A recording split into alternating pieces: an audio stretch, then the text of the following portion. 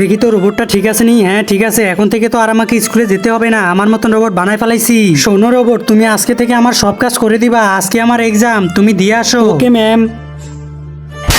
আরে এটা আওয়াজ কোথা থেকে আসছে? ওই পিয়া, তোর শরীর থেকে লোহার আওয়াজ আসতেছে কোথা থেকে? আচ্ছা বাদ দি। আরে বাবা, তোর শরীর থেকে লোহার আওয়াজ আসে কেন? শুধু আমার বডি না, পুরো শরীর লোহা দিয়ে তৈরি। হ্যাঁ হ্যাঁ হ্যাঁ, বাদ দে, স্যার আসুক, আজকে বলে দিব। আরে তোমরা এত চিল্লাচ্ছ কেন? চুপ করো। ওই দেখ, স্যার চলে এসেছে, এখন তোকে মজা দেখাচ্ছি। ও তো আমার হাত ভেঙে দিছে। আচ্ছা ওই পিয়া, তুই এদিকে আয়। Hello mister Niloy. কি তুই আমার নাম নিতাছস? টিচার, শব্দ এখনো আমার মেমোরির ছেপ হয় নাই। কি তুই আমাকে বোকা মনে করছস? তোর হাত দেখা।